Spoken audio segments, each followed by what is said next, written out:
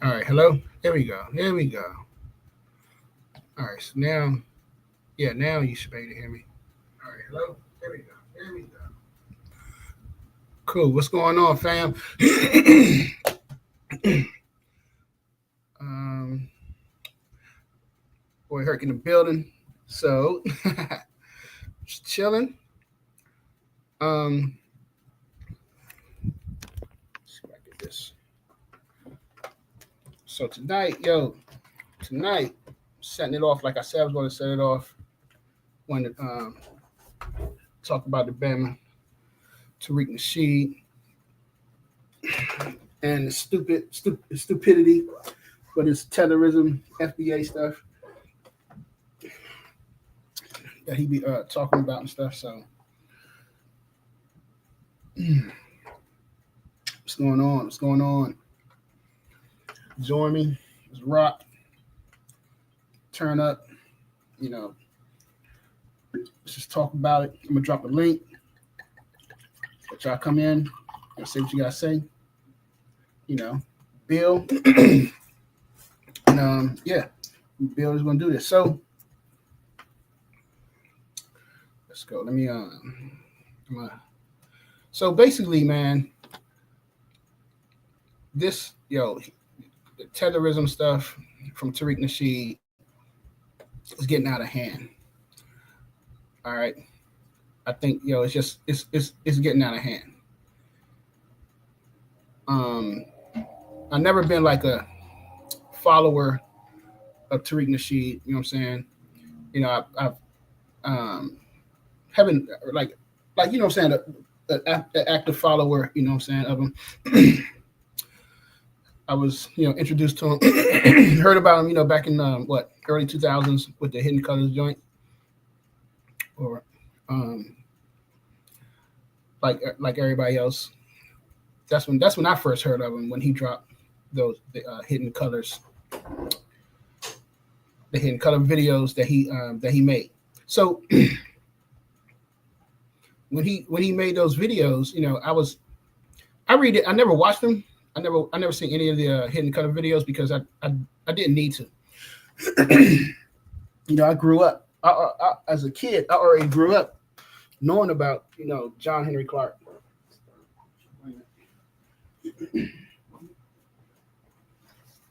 As a kid, yeah, I grew up. I grew up knowing about John Henry Clark. You know, listening to Francis Cress Wilson and Ivan Van Sertima, and there was a show called For the People that used to come on back in the day when I was like 12. So my dad made us watch that joint. So when the Hidden Colors joint came out and people was talking about it, you know, I didn't feel a need to watch it because I grew up listening to those people, reading it, and I read their books. So I never watched any of the Hidden Colors videos, but I was like impressed by what he was doing for the black people that didn't know and that wasn't into it. You know what I'm saying? I was impressed by that, and because I think that was like my first year when I was in college. I heard about the Hidden Colors joint. So yeah, so I never seen the Hidden Colors videos. I didn't, like I said, I didn't feel the need to because I was already on it. And then so a couple of years later, people was like, "Yo," um, then with the FBA and ADOS stuff that came out about 8 years ago, but almost 10 years ago now, something like that. So like I said, like the Tetherism, he be talking about stuff is out of hand because like it's he's pitting black people against each other, and that doesn't make sense to me at all. And I know a lot of people are like, well, um, a lot of foreigners they coming over here, they going against us, they this and this and that. I'm like, um, really? Is that what's going on? um, so let's just, but I wanna just we're gonna listen to his own words. I'm gonna just play these joints play this joint. Let me go. Let me share my screen real quick. Screen. Yeah. This. And, let's just go through this joint. Not this one. Let's see this one. Let's start with this one right here. Yet they have their unique ethnic groups, right? But Tariq, let me finish. You always cut me off. So that's the thing. So the thing is that a lot of people now, you're saying the FBA is like, yo, we are our own unique ethnic group. We are our own, people. We're different than the brothers and sisters from the Caribbean and in Africa. Of course we are.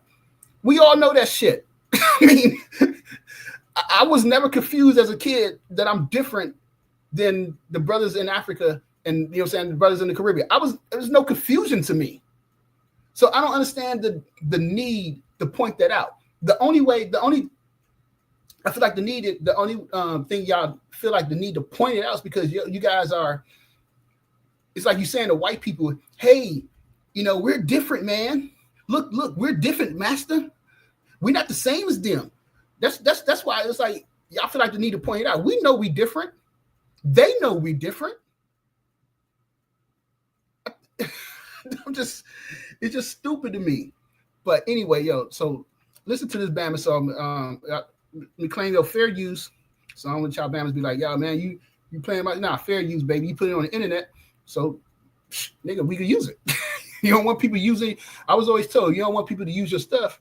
You don't put it online. But anyway, I'm claiming fair use. All right, I'm not stealing nobody's stuff. I'm not trying to steal your stuff. But terrible, but it was helpful to certain people who because y'all, I agree, sister. A lot of people wait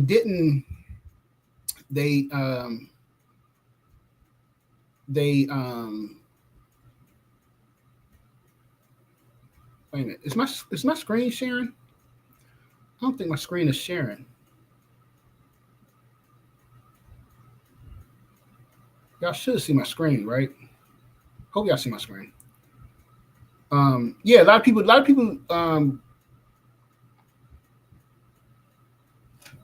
It's not sharing. It says. I don't know why it's not sharing. It says sharing, but anyway, a lot of people grew up. You know what I'm saying?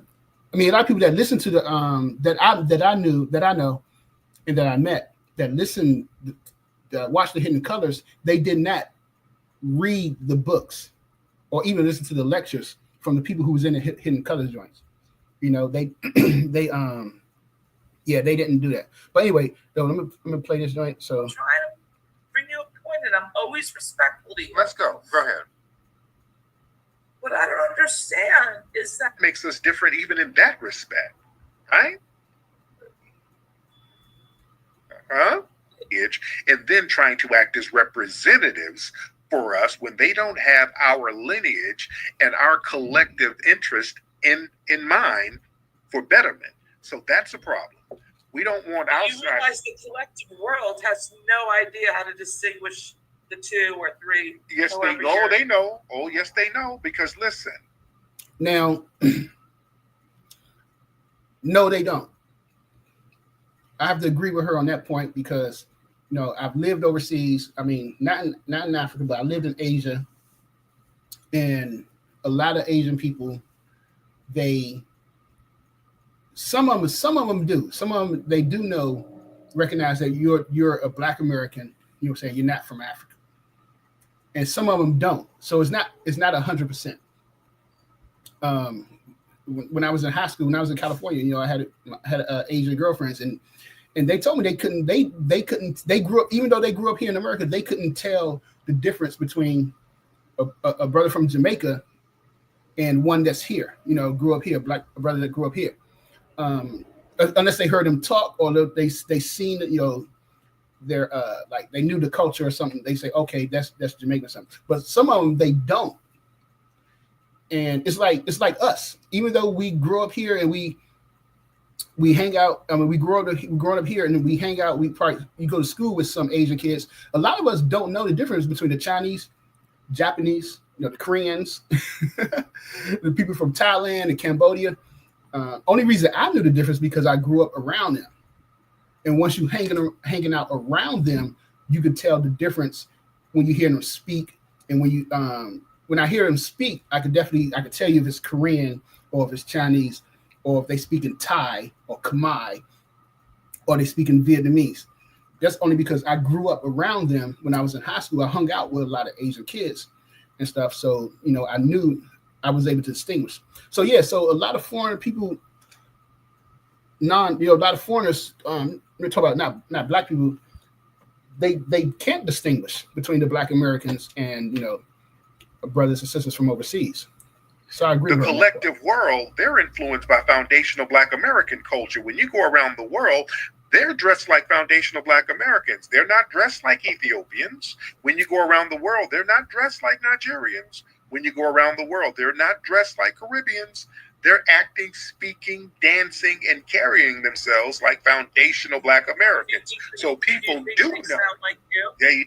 I'm gonna come back to this one because he says this like twice. So I'm gonna come back to when he talks about people around the world, like they dressing like that. So what? I'm gonna come back to that though. You absolutely do know. I have a friend, a good brother, who's Russian and Nigerian by background, but his son is. We have to tell people the truth. Did you? This is I think this is that guy, Dr. Randy Short. This is something. It's really bad when folks they do the Elvis Presley thing to us as well. Yes, and it's wrong. It's sort of like I have a friend, a good brother, who's Russian and Nigerian by background, but his son is named Fela Kuti. Mm-hmm. But Fela Kuti is doing a very bad version of James Brown. Fela Kuti learned he was Black in America now. He's like the king of Afro pop, even though he's deceased. And they're so proud of Fela Kuti, but Fela Kuti learned that here. Right. It's all from here. And we're not mad at them for doing that. But Fela Kuti can't touch Louis Armstrong. He can't touch Fat Waller. He can't touch Miles Davis. He can't touch anything here. I ain't mad if they like him with that do. And here's the thing I want to tell everybody, which is why I'll be goddamn, Tariq, if anybody try to correct me.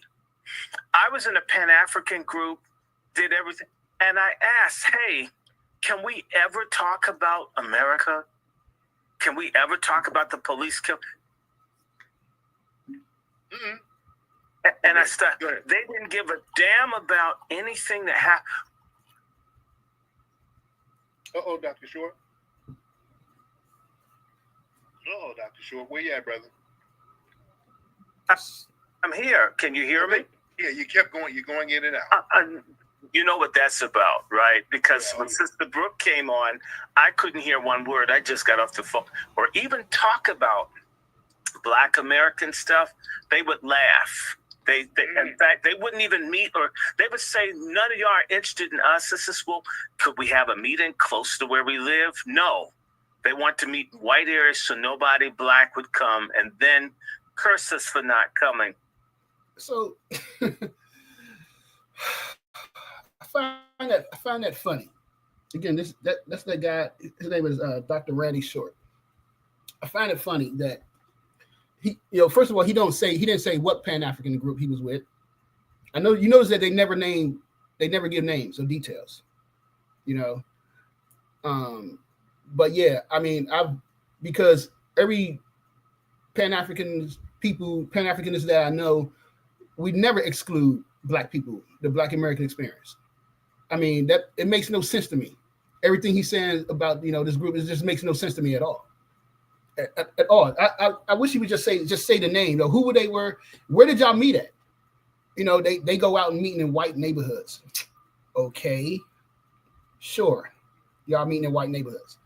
That didn't make sense. Anyway, I'm gonna move on to a couple of stuff I'm gonna address. The Pan-African. I'm gonna come back to the Pan-African stuff that he said. because again, it don't make sense. Hold on, I'm gonna go to things. They would do that when they first immigrated here. White Americans, as Italian American, European Americans, do we deny them their Americanness? Is there something wrong with that particular description of these species of people? Yeah, most white Americans, they don't really identify as Italian Americans. Yeah, they would do that when they first immigrated here. But what are your presidents doing going to, Ireland, Joe Biden, Obama, everyone with even just a thought of, a small percentage of Irishness, they always want to go to Ireland? What's that about? I don't even know what that means. I'm just saying we're foundational Black Americans. I can't claim Africa. Africa doesn't claim me. I don't have any citizenship nowhere in Africa. You are generalizing. That's the issue, Tariq. You talk as if you've met every single African, as though Africans are a monolith. Right, but no African nation has granted us easy citizenship and given us anything. So why am I claiming anything in Africa when nothing in Africa is giving us anything, right? Yeah, Africans have been busy fighting for their own freedom. Right. And so, to be honest with you, and also fighting for economic freedom. Right. So why should I? So why? Okay. So you're doing you, and we're doing us. So why should we blame you? But what does that translate to? I am not African, denying your ancestry. Yeah, everybody has African ancestry at one point, right? What I am saying to you is something a bit more fundamental. No, sir. Everybody, sir. White people, you got African ancestry. That's why when they do DNA tests, there's some African DNA that shows up there. But they had an ethnogenesis just like we had an ethnogenesis, sir. If we get into evolutionary biology, we are going to have several contestations. Right. You're taking it for granted. So he said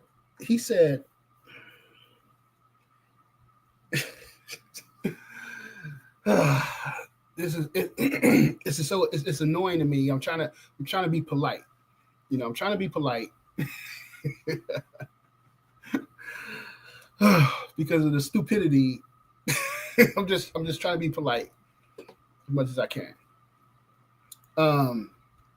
He said, there are no African countries that are offering us citizenship, or he said easy access to citizenship is what he said.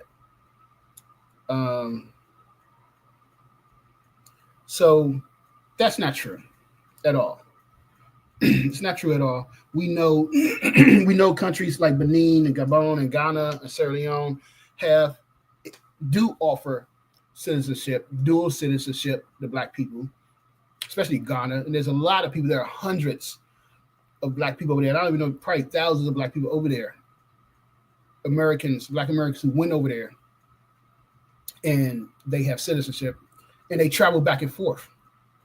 They just don't stay there. They travel back and forth. That's the thing. You don't have to, you can get, it don't mean you have to stay there. I mean, you could go there, you stay there, like what's his name? Professor James Small is a great example because he travels back and forth. He goes to Ghana, I think he says like twice a year or once a year or whatever, but he goes there and then he comes back here. So again, this guy's being disingenuous, man. Talk about they don't offer citizenship. So then move on to those issues are self-evident. There are, when you talk about evolutionary biology, there are areas where people are still debating, but your ancestry as an African is not in question, is it not?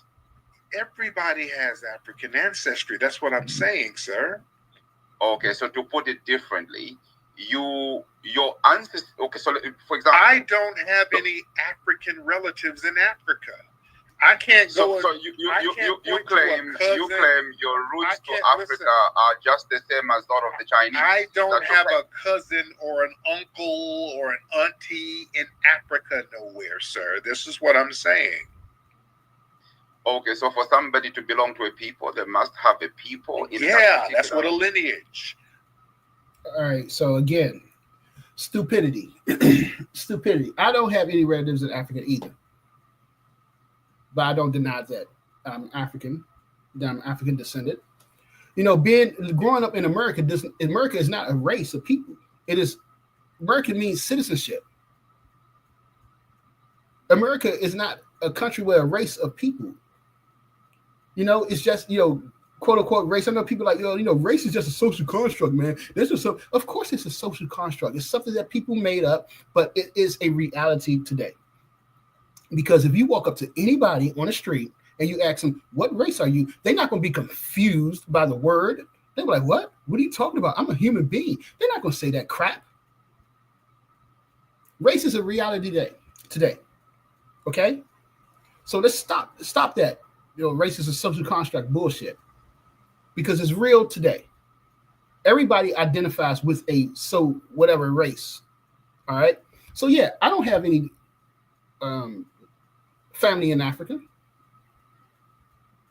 But that don't mean I'm going to deny the fact that I'm a descendant of Africa, that my peoples come from Africa. All right? I know my lineage goes back to Africa at some point, somewhere, or it might not. But that don't mean that, hey, we got to stop being African. And then he says, everybody is African. Everybody comes from Africa. You hear this stupid ideology from people as well. No, everybody is not African. And Marima Ani explained that to us in Yurugu. Okay, Jacob Carruthers explained that to us in the book Meta Nature. I think, Meta Nature. But you people don't read. And I know Tariq Nasheed doesn't read. You could tell by his responses and how he acts that he doesn't read at all. He probably not even listened to the people in the Hidden Cousins video. He probably didn't even listen to them. There's no way in hell that he sat back and analyzed what they said and did to draw this conclusion to where he's at today. That's the thing that I think pisses me off the most. So yeah, Mariba Ani broke it down for us in Yurugu, explained to us that, not everybody's African, no. Because even though people evolved out of Africa, migrated out of Africa, over the centuries and millenniums that has passed, your culture and your environment and your worldview changed. And therefore, you're no longer African. So what if you could trace everybody's DNA back to Africa? That doesn't make everybody African, man. So people got to stop with that dumbass argument. So that's what a lineage is, where you can trace cousins, grandmothers, aunts, uncles. That's what a lineage is. You can trace specific people. So mixed tribal people, just like Europeans were. Right, but no, those are roaming tribes. Those are roaming tribes, or those kingdoms. But so were European. Right, but yeah, those are roaming. So slow down. Those roaming tribes have been remixed. So they roam one place, then other people become part of that tribe, then they move a little farther south, then other people become parts of that tribe. So it's a rotating tribe that rotates people, sir. It's not. Again, stupidity.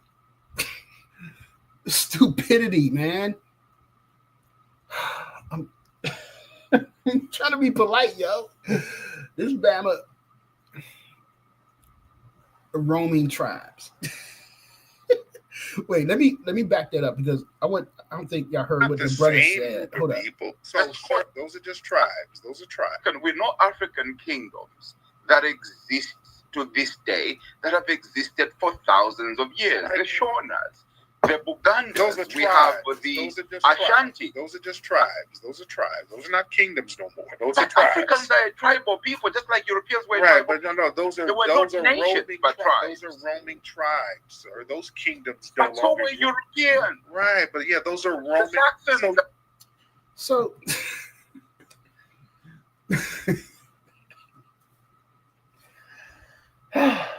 how does that make sense? If there were kingdoms, right? The brother said there are kingdoms that existed before America,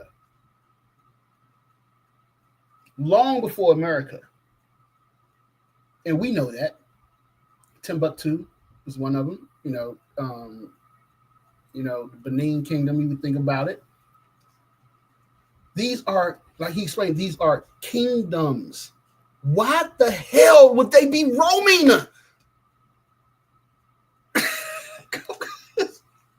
The stupidity.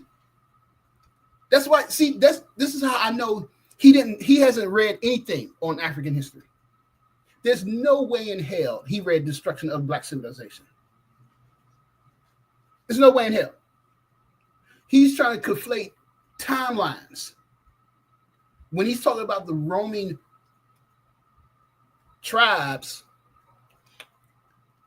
you're talking about a time period in antiquity. And the brother is talking about a time period, I was not modern, but it would be what is that? What's that called in history? I forgot that area. Not modern, but before that.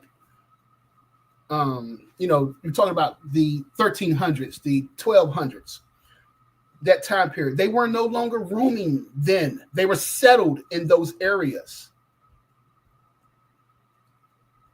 This is what he doesn't understand. And he's trying to make it seem like, oh, they were roaming around and mixing and this and that. Oh my gosh. This is what I mean by stupidity. Like, I'm trying to be respectful, but it's hard. It's the stupidity, man, that this doesn't make sense. So let's go on. Yeah. So sir, slow down. Those rotates people, sir. It's not the same group of people. You understand?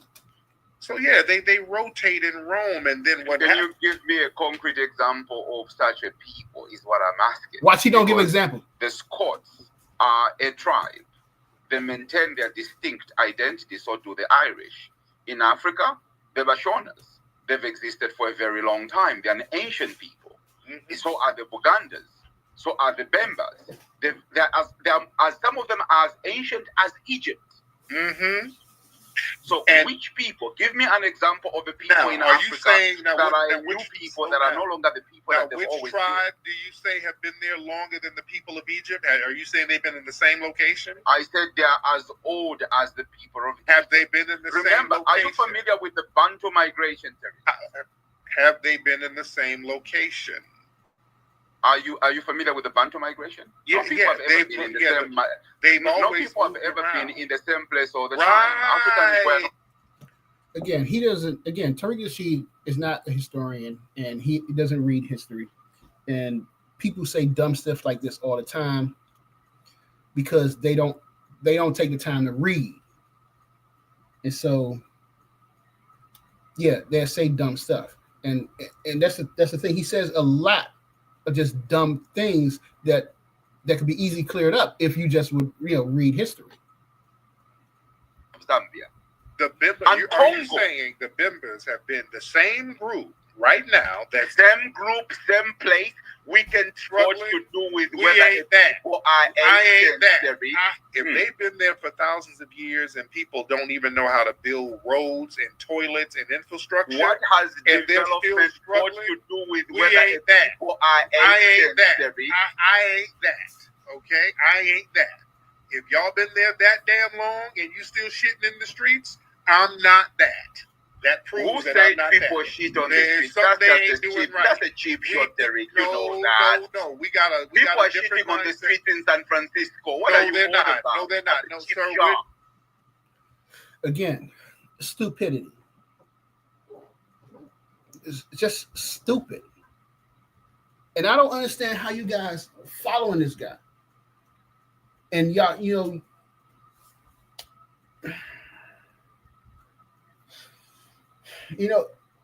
if you will read history, what is that guy name? Johannes Africa. What's his name? Africanus. Trying to think his. I can't even think of his name, but he wrote that book on African. The first time the Europeans went to Africa, and they were astounded. Actually, John Henry Clark talked about this. They were astounded by how clean everything was, how clean the streets were.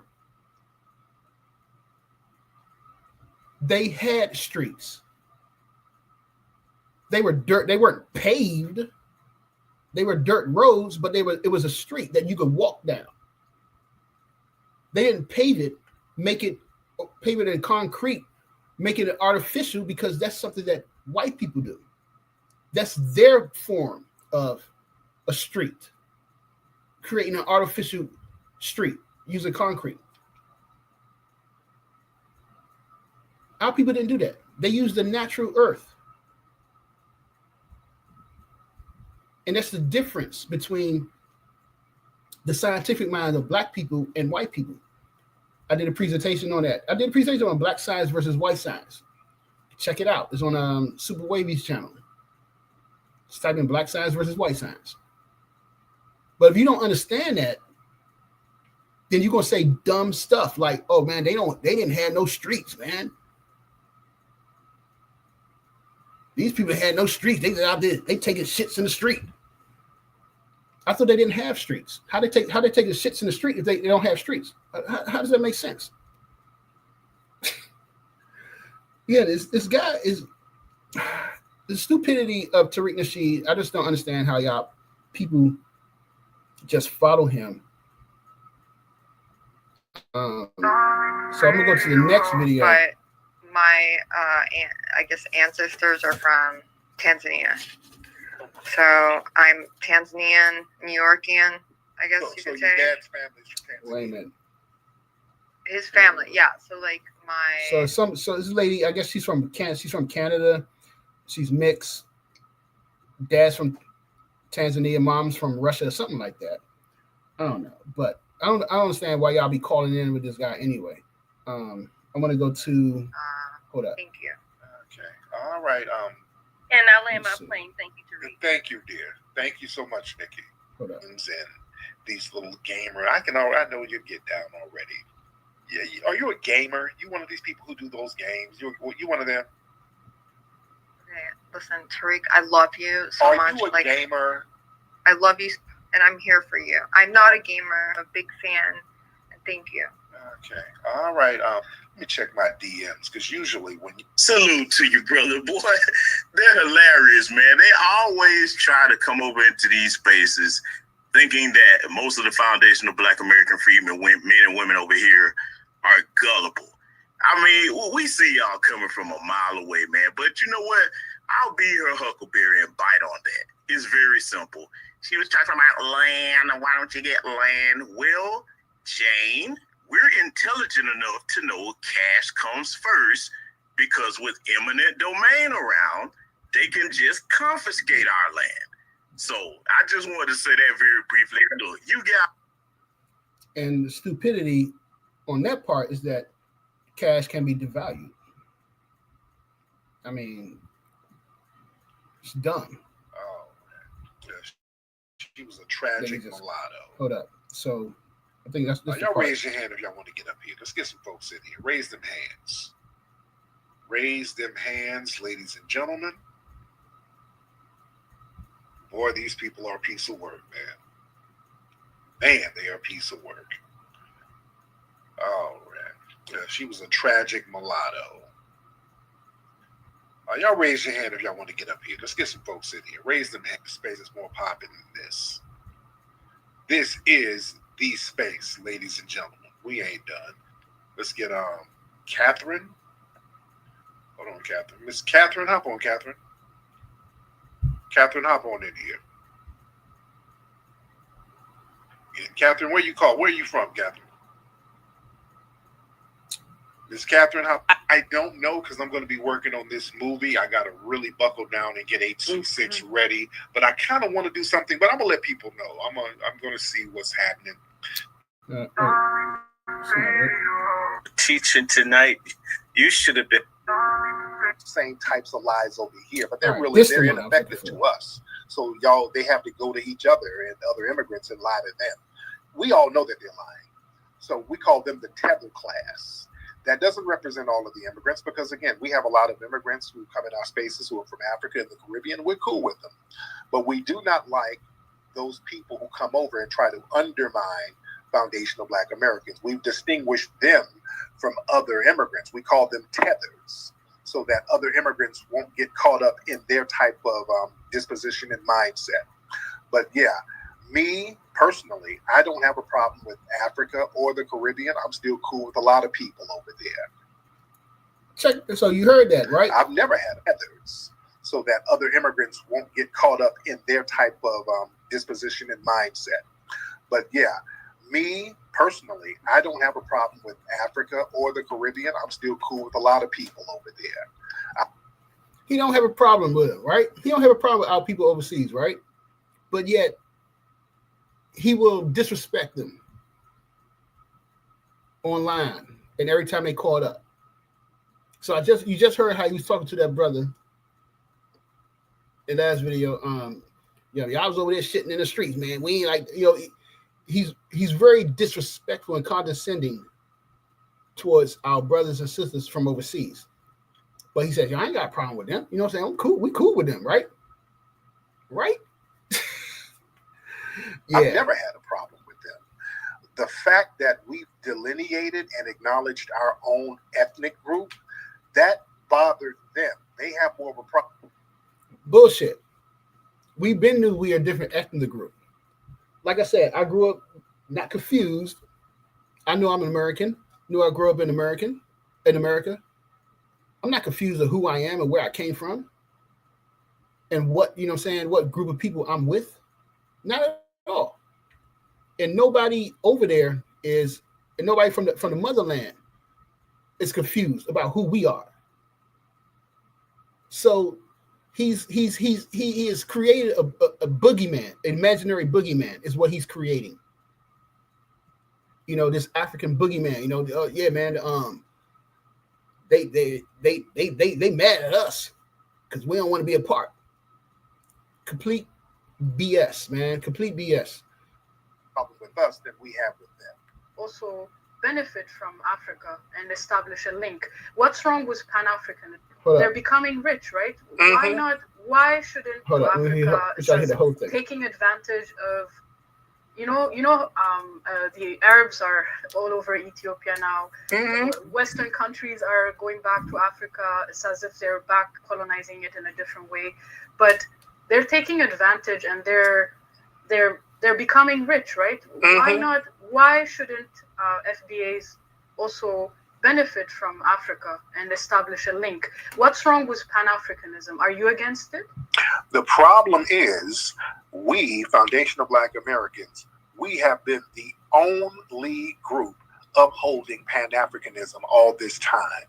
We've been the only group doing it. It's been one-sided, and it got to the point where we've been exploited for holding up Pan-Africanism. The people who are least likely to hold up Pan-Africanism are the people in Africa. That's why everybody's so divided. Everybody has all of these tribal groups. Everybody has all of these tribal beefs. And then they point to us and say, hey, we need to come together with y'all, and you're not coming together with each other over there. Everything is war-torn, tribalistic. People are beating the hell out of each other over there.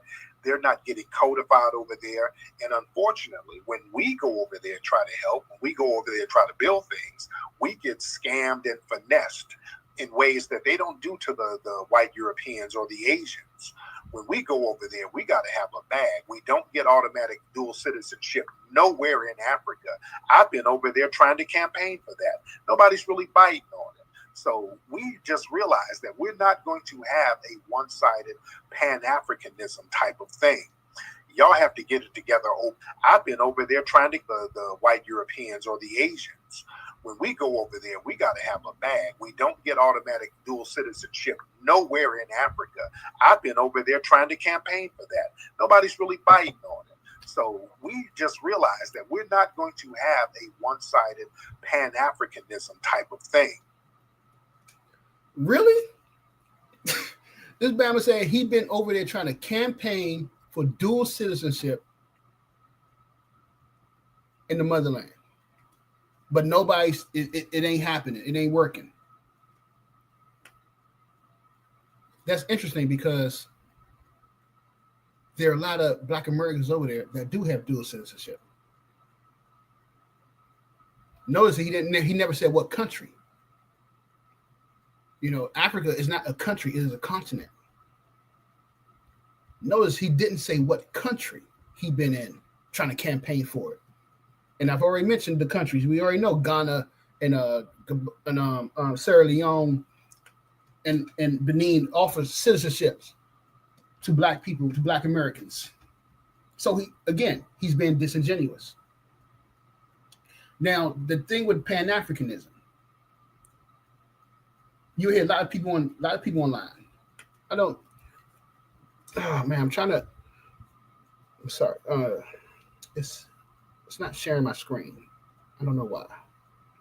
Let's see. Hold up. Let me try this again.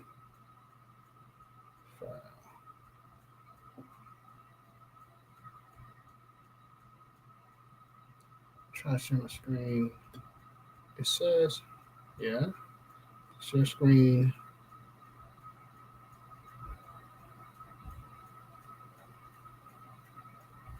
Share. Okay.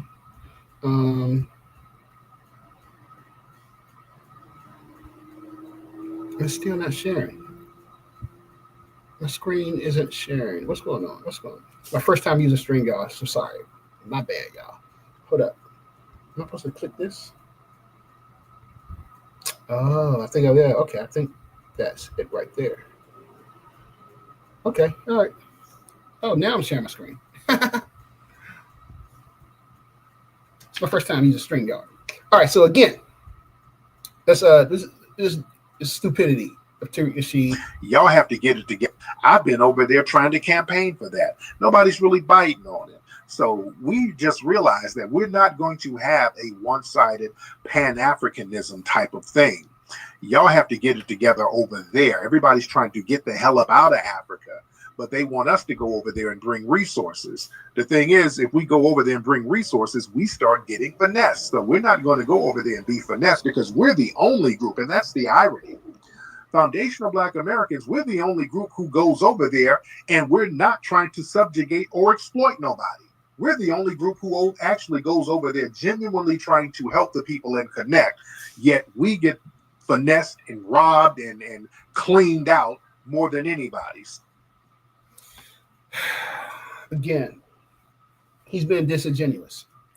Good. He's definitely being disingenuous to fam who's never been there. I've lived over there. All right. He's completely distorting the situation. And what did he say in the beginning? We just start saying that it's because we're the only. Y'all have to get it together. Old citizenship, no test. Everything is war torn. Tribalism has all of the lead group. Why shouldn't FBAs also benefit from Africa and establish a link? What's wrong with Pan-Africanism? Are you against it? The problem is we, Foundational Black Americans, we have been the only group upholding Pan-Africanism all this time. We've been the only group doing it. It's been one-sided, and it got to the point where we've been exploited for holding up Pan-Africanism. So if you don't know anything about the history of Pan-Africanism, you will believe what he's saying. And I've come across a lot of people on Twitter who says this, or a lot of FBA people who says, Pan-Africanism is dead and it's stupidity. And when you ask them what books have they read on Pan-Africanism, they can't name one. They haven't read anything. They listen to people like Tariq Nasheed. That's the problem. He has the nerve to say that, Black Americans, we are the only ones that's been holding up Pan-Africanism. But that's not true at all. It's not true at all. And it's stupid. It sounds like it's true, but like I said, if you don't read, you won't know. So I'm going to let Dr. Wright and Dr. Mayat answer this question. If the folks who think that Pan-African. So again, fair use, and I hope Dr. Mayat don't get upset with me for using her video. So here we go. Pan-Africanism is a scam or is dead, then you all have a misconception of what Pan-Africanism is. You don't even know what it is. You're disconnected because it's alive and well. It's alive and well on the continent and throughout the diaspora. It's alive and well.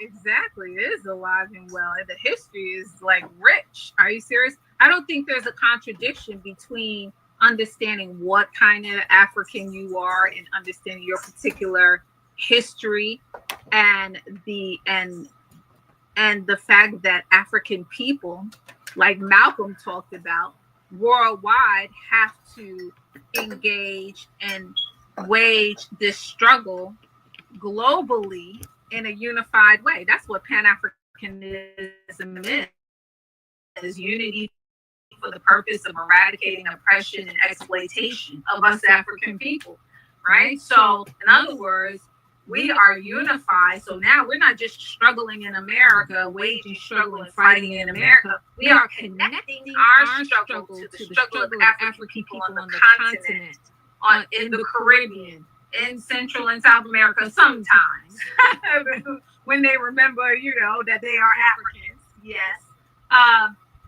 But we are connected to African people around the globe, and we come together to address our oppression and exploitation. You know, we come together on a lot of other stuff that's not always productive.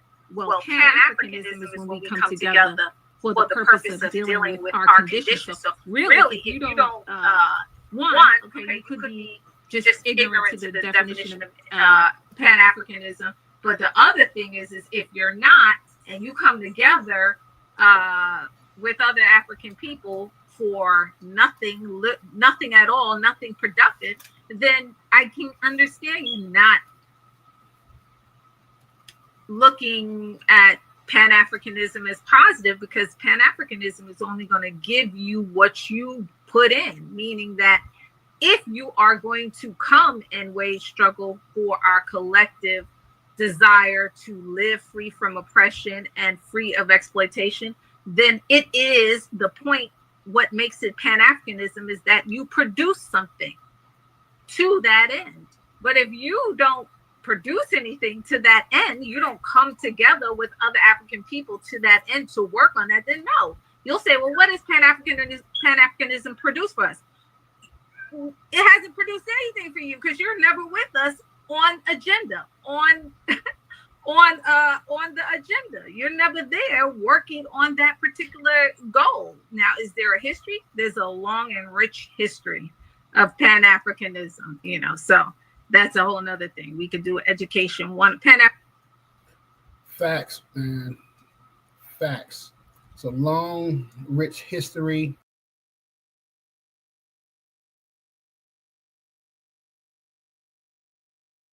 The wrong button. Long history. But if you don't know that, you're not reading, then of course you're gonna be like, oh man, yo, Pan-Africanism is dead, man. Hold up. Pan-Africanism is dead, yo. They ain't do nothing, yo. Stupidity. We say dumb stuff, you know.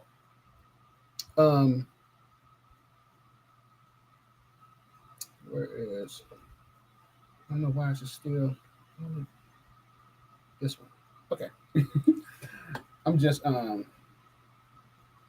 learning how to use this joint. So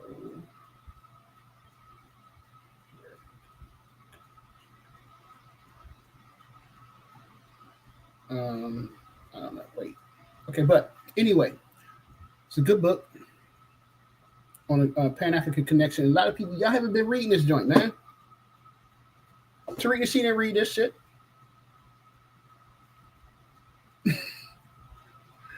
This joint. He's gonna be like, oh, we Black Americans are the only one that's doing Pan-Africanism. We're the only one. That ain't true. Pan-African, the Pan-African joint has been put out there. Everybody over the people from all over the world, Black people all over the world, been on it. You know, we had Thomas Sankara, Patrice Lumumba, Kwame Nkrumah, Julius Nyerere, Ibrahim M. Zulu. They've been on it, man. You got people over there today, right now. Joshua Maponga, I believe is his name. Dr. Zulu in South Africa. You got people over there right now. What are you talking about? Pan-African is dead. Black Americans the only one been doing Pan-African. That's he's completely been disingenuous, man. So yeah, that's again, I don't understand why people following Tariq Nasheed or listening to him because ignorance. But let me continue. Everything's just wonderful over there. There's so get into it. Cyber Regina and Brother Marcel, get back up here. I saw you.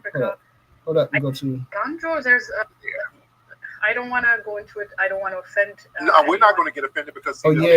Listen to this. Consciousness where a systematic way has been opened for you guys to come in, and so I agree with you. Also, I think I'll be honest with you. Growing up, we used to watch a lot of Hollywood movies, and the stereotype does take does play a huge role. What stereotypes did y'all see of us over there?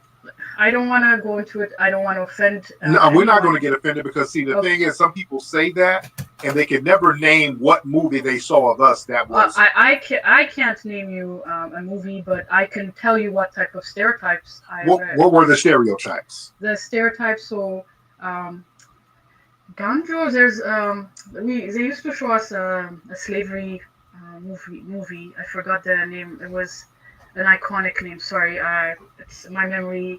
So, okay, so they used to show us that African Americans are descendants of slaves. So we see that history, and then modern day history. We see gang culture. Drugs, guns, violence, and rarely do we see successful.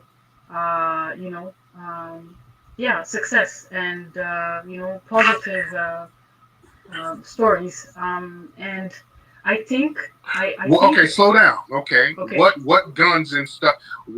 Because the images of us around the world are rich rappers and rich entertainers. Everything is success. So what movies did y'all see, or what propaganda did y'all see with guns and drugs? So I'm speaking from my own experience. I'm not a hip hop person, so I'm sure maybe the guys may have, related to the hip hop personalities. But strictly talking, I used to watch a lot of movies, but that was the impression I got. But then I educated myself, and what were the movies, ma'am? Tariq, I'll be honest with you. I don't remember movie names. I'm so sorry. Like I'm not good with names. I don't recall names. Well, the reason I'm trying to tell you this is because I think immigrants, especially from maybe Ethiopia, I'm not sure if it's the same from other corners of Africa. I think when they come loaded with the wrong conception and hostility. Back up here, I saw you, brother. Cyber Regina, hop on there. I had you now. I want to talk about that for Ethiopia first, and then I want to talk about the Jesuits because I was educated by them. And, go ahead. That what she's saying is an absolute lie. In Ethiopia, one day I was with my Intel guy, and I had the television on, and I said to him, they were rapping, they dress like us, they copy us to the till. So if it's next, they doing that, right? So I said to my Intel guy, I said, "What do you think this is?" He goes, "Oh, it's back in the States." I turned it up, and it was Ethiopian rap. And I've been there. You are telling an absolute lie. Nobody shows you anything. You guys copy over us. You admire us. That's the truth. You come over here, and then there's some kind of transformation that happens. Somebody else tells them something here. Don't do anything with the Black Americans. They're this, that, and the other. But that's a lie. Over there in Africa, they dress like us. They want to be us. There's to music. And here's the other thing. One of the things we used to do when I was in Djibouti, we used to go over to this French. Also, we used to go and help in Djibouti. Hey, Tariq, how are you? I'm good. How you doing, brother? I'm doing good. I want to clarify something that I want to speak to today. We need more demographers who study foundational Black Americans because, they do a lot of funny stuff with our numbers. we're undercounted as it is. But the last time the census says we're like 15% of the population, and that number tends to hold true, but that's an undercount. But that would put us like around 53 million. And of that, 5% are immigrants. That'll make us 48 million. The 21% the other guy said, that just means that at least 21% of the black population, foundational black American population, they ask all kinds of questions about our culture. They were talking about some of our celebrities from years ago, like Michael Jordan. All right, so again, I'm trying to be polite, man. I'm trying to be respectful. You know what I'm saying? Because the stupidity is just beyond belief for me.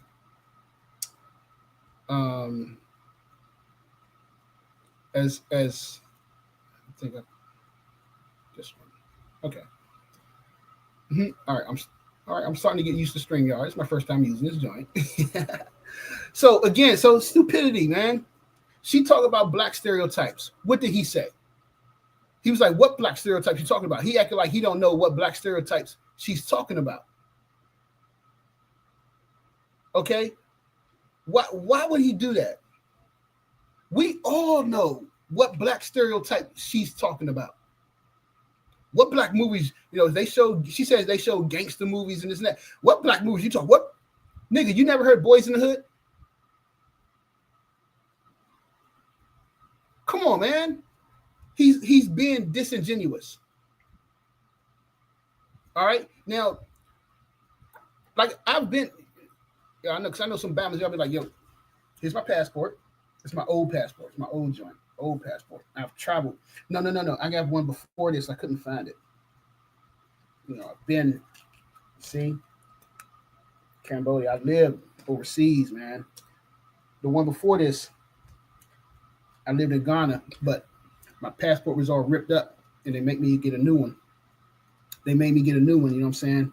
Get a new passport and shit. So that's my new one. That's the recent one, but the other one was my Ghanaian joint. I went when I was in Africa, and I got to travel around. I don't know where that one's at. I wanted to show that one, but I couldn't find that joint. Just in case, I know how you know how y'all motherfuckers be, yo. I know how y'all be. That wasn't really his joint. My picture right there. My passport, champ. I know how y'all motherfuckers be. So I lived overseas. I lived in Ghana. I lived, you know what I'm saying? My dad retired. When he retired, he moved to Ghana. So I lived over there in Kasawa on the outside of Accra. All right. And when I was over, when I went there, it was 2000 and I want to say 3. I was over in 2003, I think. And when I went over there, hanging out with the people, like I said, my dad lived in Kasawa. It was on the outside of Accra, and it was a nice, cool neighborhood. You know what I'm saying? Where I met people.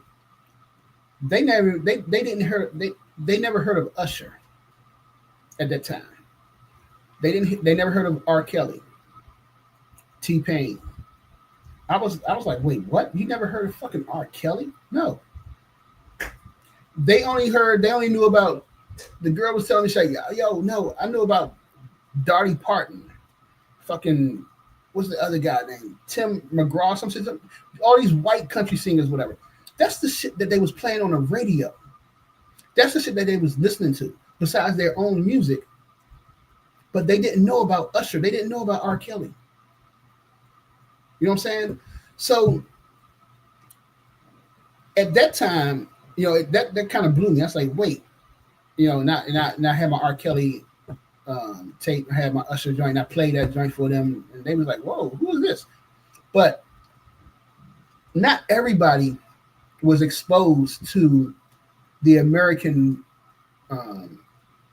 music industry. White people, they try to keep that, they try their best to keep that away from the brothers and sisters overseas. You know what I'm saying? But then when it did pop off, like she said, they was dressing, they acting like us. So what? So what if they over there dressing and acting like us? They, imitating us. They try to make that as a good thing. What he said, they were imitating black excellence, is what he said. They're imitating black excellence. Really? You consider rappers and these R&B singers, these actors is an example of black excellence. That is a fallacy. And we can't have that. As black people, we shouldn't have that. Hold up. About to here we go. About to show you why.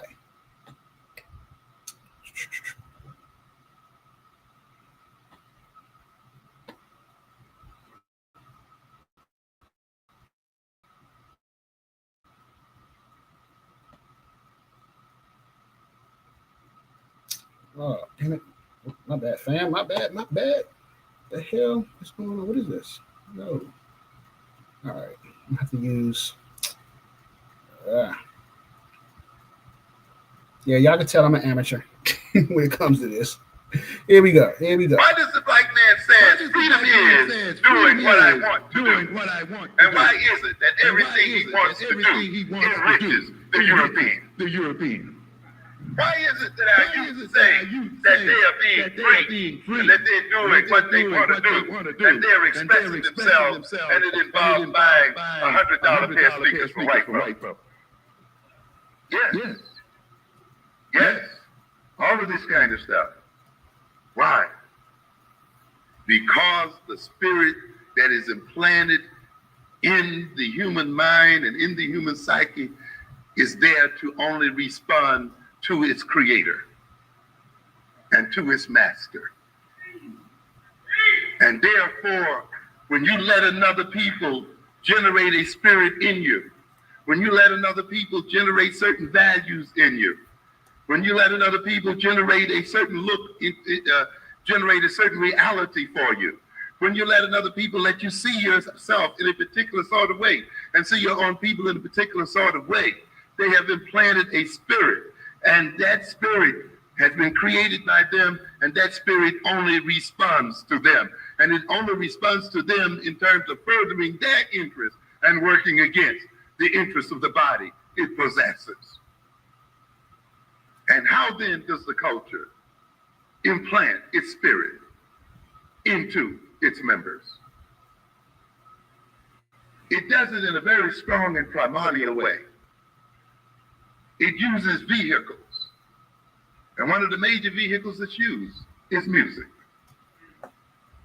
rhythm, song, dance. A culture involves people moving what? Together, in tandem, in rhythm. It involves them having the same temporal sense, the same kind of time clock, so that they can move in synchrony, one with the other. And music is about synchrony. Poetry is about synchrony. Song is about synchrony. Music is about symbols. And you see, ultimately, it is through symbols that you evoke behavior from people. So when a culture creates symbols, those symbols are designed to evoke particular types of reactions and feelings and moods in its members. And a culture establishes the potency of those symbols through ritual, through song, and through dance. And one of the best ways then to inculcate cultural values, a cultural spirit, is through entertainment. Is while the members are being entertained, while they are feeling good, the song is carrying the cultural values into the mind and into the body.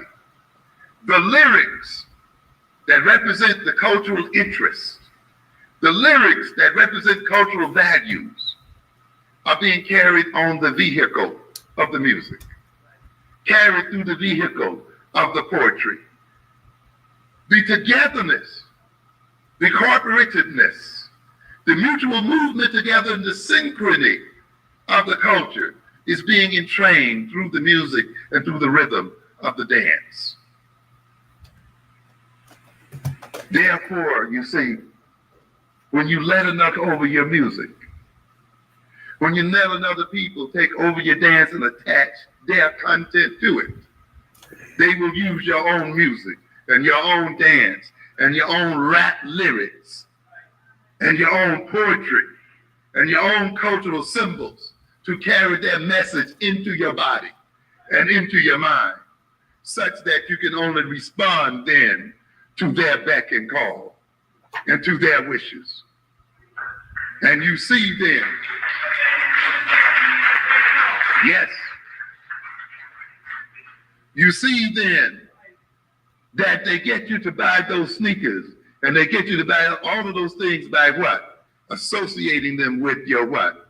Your music, with your cultural symbols, you see, with your poetry, with your rhythms. And so they attach their content to our rhythm, their content to our song.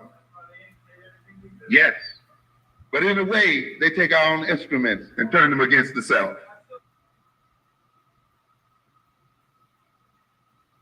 Facts, fam. Facts, fam. So, the purpose of me showing that is because he said, black excellence, right? They over there in the motherland imitating black people, but they're imitating and looking at black excellence, is what he said, right? Is what Tariq Nasheed said, right? So again, ideas are the substance of behavior. That's why it is absolutely psychological suicide when we allow our young men and women to engage in this rap phenomenon that has been vulgarized. That's right. So they refer to each other as B's and N's and A's and stuff, because those are aspects. Those are aspects, and we don't understand that the inspiration for the rap music came as a positive continuation of the griot tradition. The orator who gives commentary on the condition. And there's been a systematic, intentional process to vulgarize that. So if you just make it more nasty, you get more said. And because eldership did not take the responsibility to counsel our children, they made decisions about those things on their own. And as children, they made wrong decisions. Facts. That was Brother Wade Nobles. He what he was saying, and so what Tariq said, he said, they're over when the brothers and sisters overseas imitating us, they're looking at us. He said they're imitating, they're looking at black excellence. And as Amos Wilson pointed out, that so-called black excellence that they're looking at and trying to imitate is a negative image, and it does not benefit us. It benefits our enemies. And as you just heard Dr. Wade Nobles pointed out, hey, you guys are regurgitating negativity. It doesn't help us. But he's talking about, they're looking at black excellence.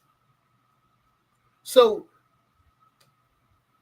I was the purpose of me of bringing up the book. I held up the book African Centered Consciousness by Amos Wilson. I was looking for the quote. He had a quote in this joint where he said, I can't find it right now. Quote when he said that us having a few billionaires, people, these rich people, doesn't that don't mean excellence for us.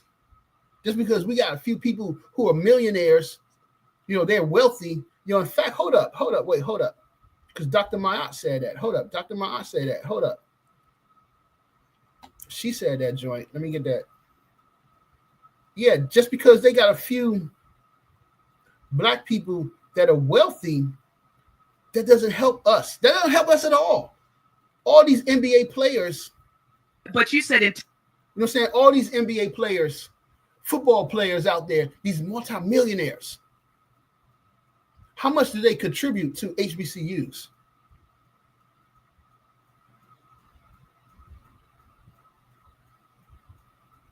You know, they don't, they're not helping us.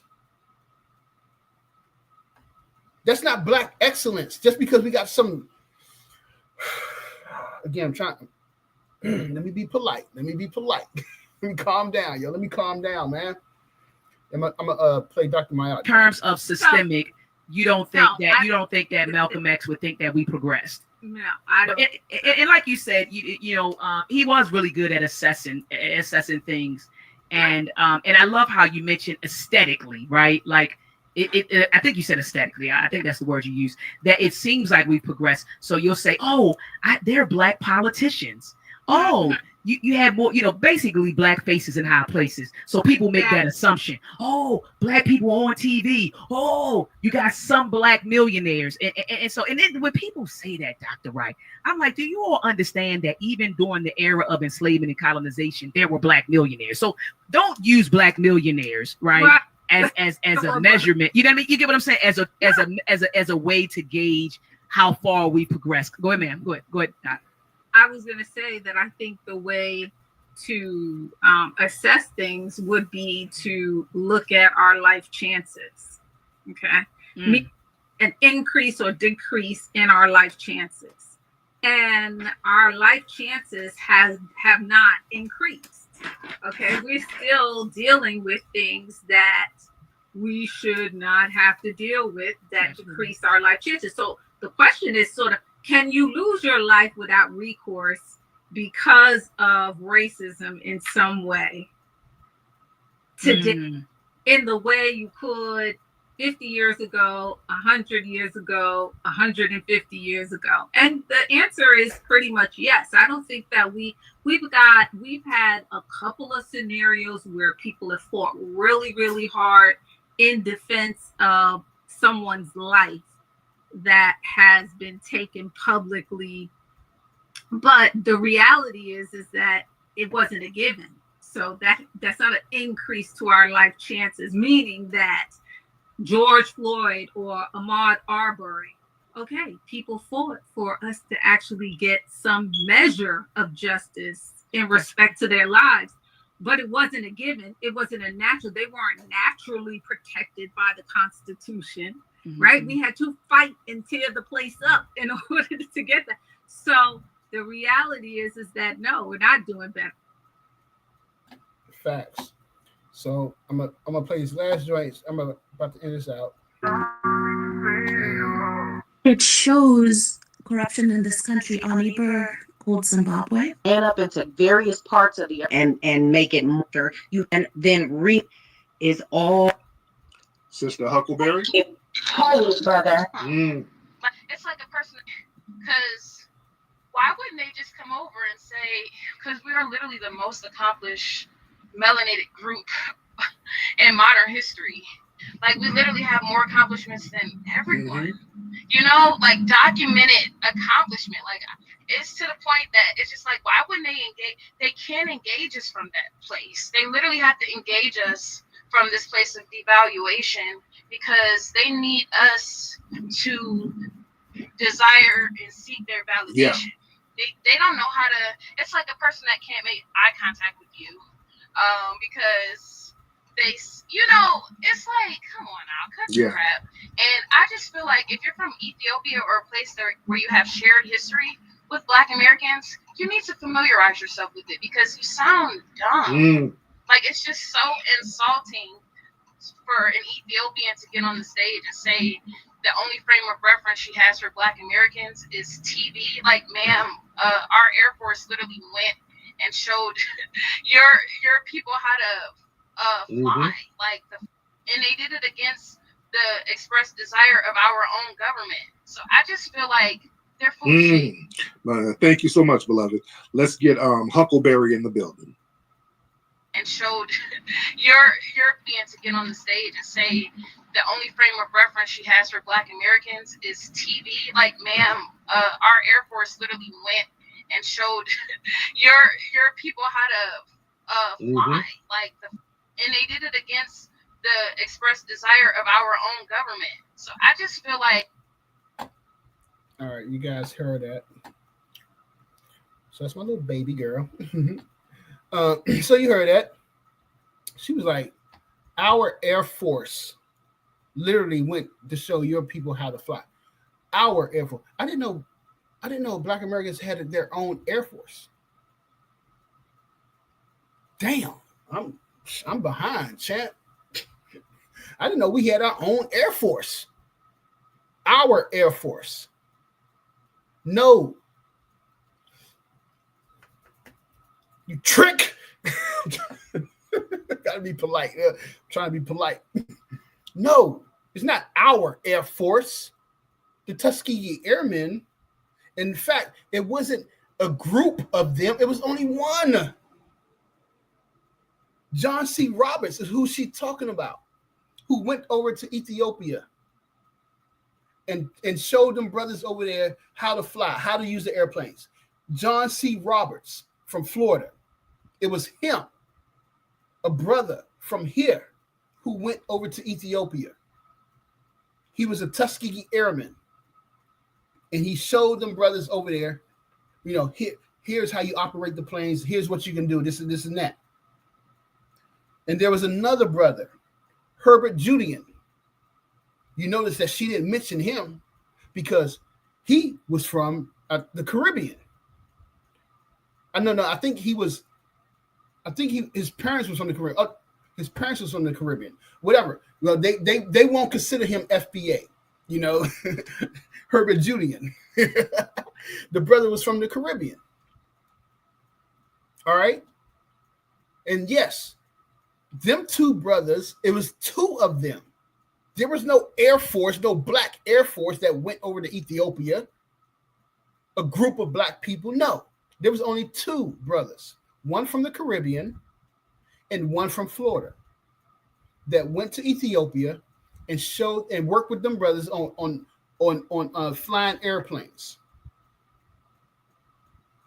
navigational skills, aerial skills, acrobatic skills in the area, hitting your target. It was two brothers.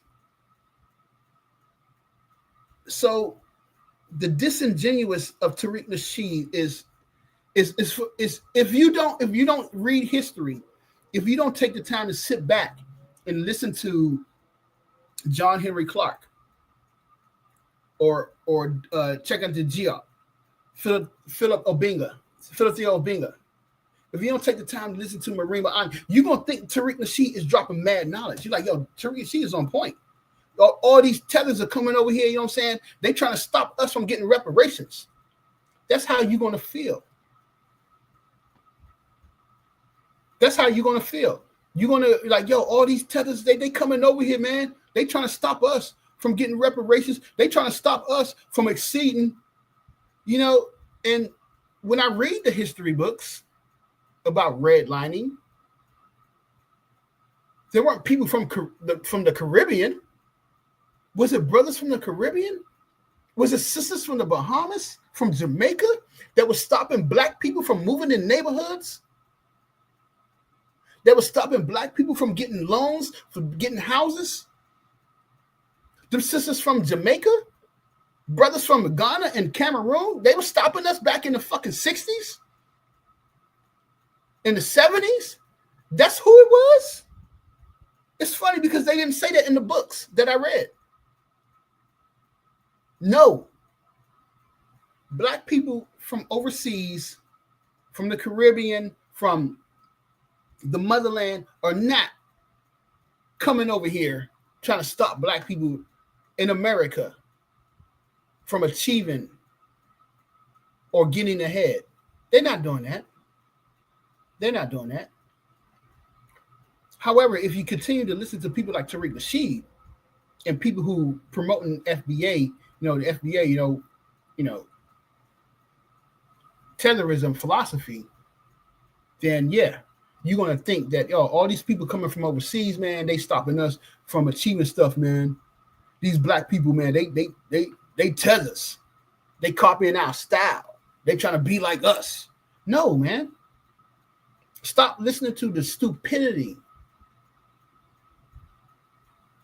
What's actually happening is white people are pitting us against each other. Niggas from the Caribbean ain't our enemies, man. You know what I'm saying? Not every black person is conscious. Just like you got dumb black people here in America. All y'all know goddamn well you could go outside in the barber shop, you could hit up, you at the park, whatever you hang out at, and you're gonna run into some dumb, ignorant black person who's not on the level. They ain't never read Ivan Van Sertima's work. They ain't never read, Wade Nobles or Amos Wilson. They ain't on the level. So if we got dumb black people here in America, we got dumb black people in Africa. It's the same thing. And as a person who lived over in Africa, one of the things that disappointed me the most when I went there was the miseducation of the people. I was going there expecting, because like I said, I grew up listening to Ivan Van Sertima and Marima Ani. I grew up, at 12 years old, I knew about Asa G. Hilliard. I knew about Francis Cress Welsing. So when I went to Ghana and I met hanging out with brothers and sisters, they weren't on the level, they weren't conscious. And I was so disappointed because I was expecting, to be introduced to this deep African philosophical thought that, that all the elders talked about. They talk about this African thought, African philosophy, this deep stuff. But when I went there, them niggas, they was just, niggas. They were just chilling and, they love Western culture. They love white people. Because why? They've been miseducated just like we have been miseducated here in America. And their miseducation is just on a larger scale because here in America, we had people like Malcolm X. You know what I'm saying? We had people, you had Martin Luther King. We had people who fought to get us from being miseducated. Carter G. Woodson wrote the book Miseducation of a Negro. How many years ago? It was like 90 years now. He wrote Miseducation of a Negro. So we had people here in America that was before that was like a step ahead of the brothers and sisters on the continent that was aware of the miseducation and the mental violence, the mental war that we have to go through with white people. Whereas the brothers in Africa, it took them a minute to understand that. Like I said, when I went to Ghana, I wanted to learn African philosophy. I wanted to, the book is a book by Kwame Geechee that I was looking for. And I went to the University of Ghana. They didn't even have it. It wasn't even on a shelf. All they had was European philosophy, Hegel and Descartes and Plato. I was like, what the fuck? I was looking for that African philosophy. They did not have it. So they overseas they also went through that miseducation. And it was more extreme for them.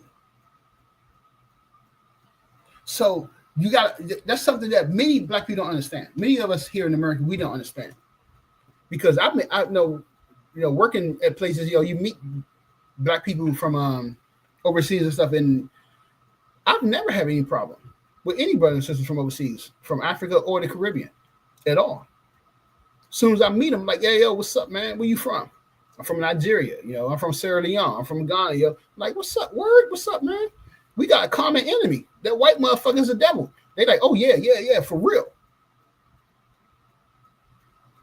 You know what I'm saying? And if they don't know, you leave them alone. I'm like, yeah, I can't. This Bama, his head is gone. He's just brainwashed. He ain't on the level. He ain't trying to wake up. All right, so I'll leave him alone. That's not everybody. That's not 100%. So that's my problem that I have with people with these Tariq Nasheed people, because y'all try to make it seem like everybody from the Caribbean, from the motherland, are against us, and they're not. As I mentioned before, the brother Joshua Mapunga has a good presence, in the motherland. Didn't you know what I'm saying? Promoting African philosophy. You got brothers over in England, over in the UK. There's a whole channel on YouTube. What is it called? I think it's called African Philosophical Thought. And it's all the brothers that's over in the UK and France and Germany. They are deeply Pan-African, and they talk about Pan-Africanism. They talk about connecting with the brothers in Africa and America and in the Caribbean. So this whole notion that Pan-Africanism is dead, Black Americans, we the only one who fought for Pan-Africanism, we the only one. It's bullshit.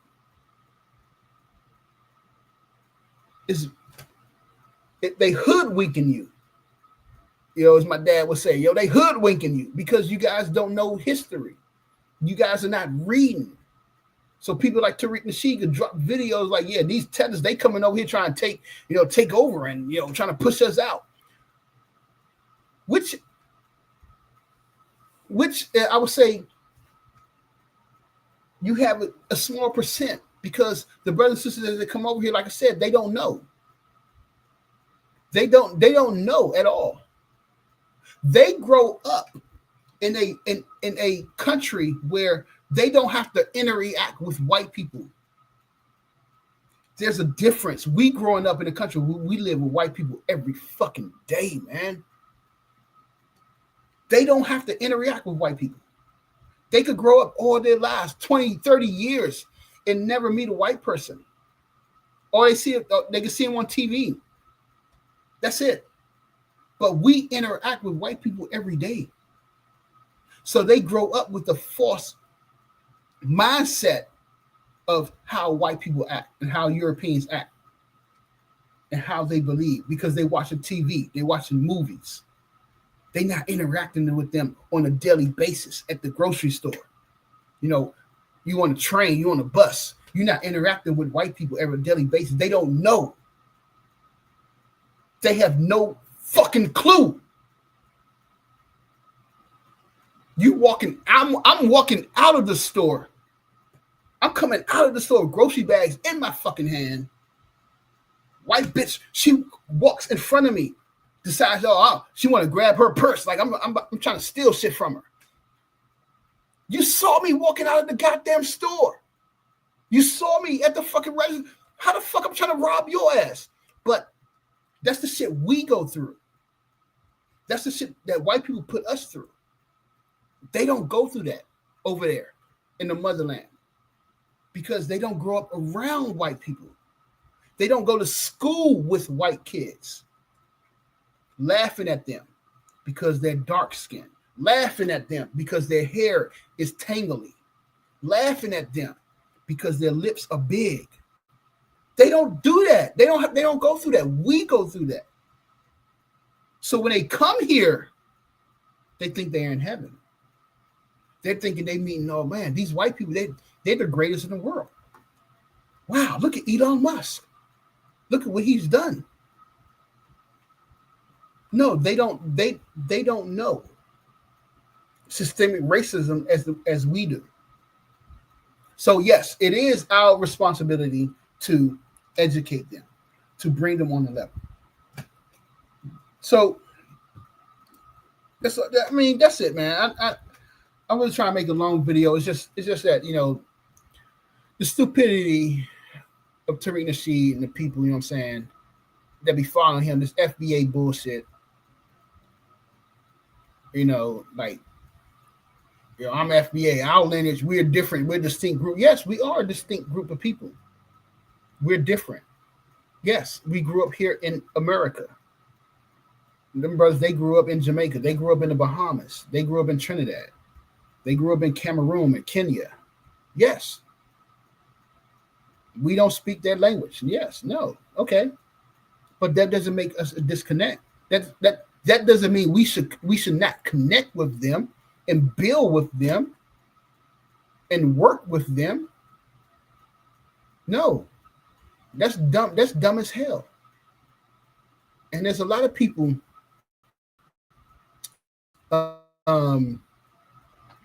brothers and sisters online, you know, on Twitter and shit, that's like, yo, now we don't need no we should not connect with brothers and sisters in Africa. We don't need to connect with them. You know, they tell us.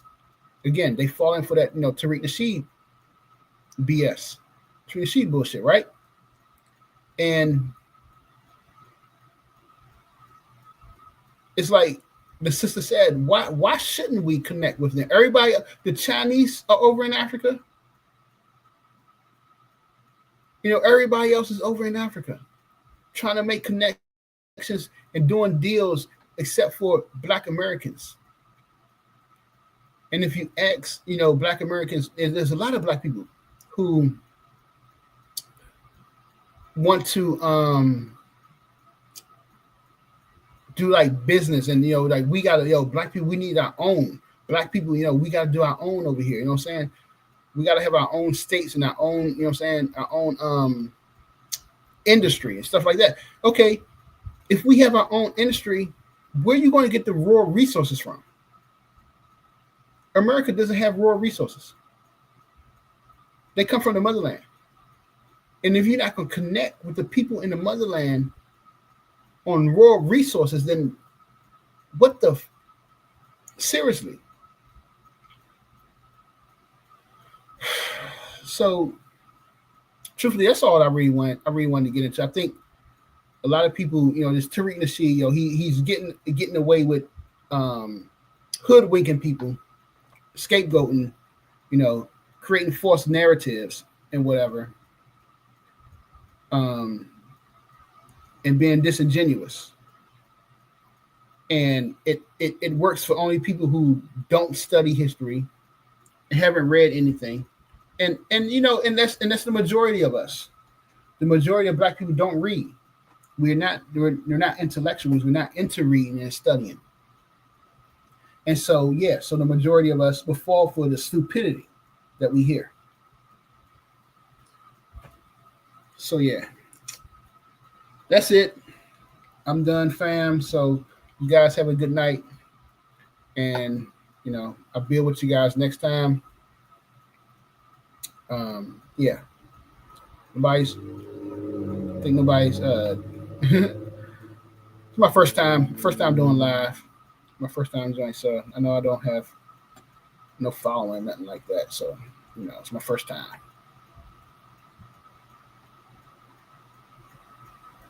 My man Radical Latino came through. Yo, what's up, Radical, man? I haven't seen you in a minute, man. What do you say from this? From this is anti-Black talk. Man, Radical Latino. Yo, yeah, the Latinos and you know, it was always my man, because he was always Radical Latino was always he was trying to keep that bond between the Latinos and, you know, Black people, because I mean, truthfully, we the only ones who have a common the most in common. You know what I'm saying? Yeah, we the only group of people. You know, that, if you think about it, you know, the Hispanic, the Latinos, we the only group of people who, you know, who both was enslaved by the same group of people. You know, we both was forced not to, you know, speak our original language. We both speak the language of, you know, our enemies. We both follow the religion of our enemies. We both, you know, follow the ideology of our enemies. So yeah, so Latino people and Black people, you know, we got the most in common. For sure. We got the most in common for sure. So yeah, that's all I wanted to say, man. You know, Tariq Nasheed be on some bullshit. So I'm out. You guys have a good night.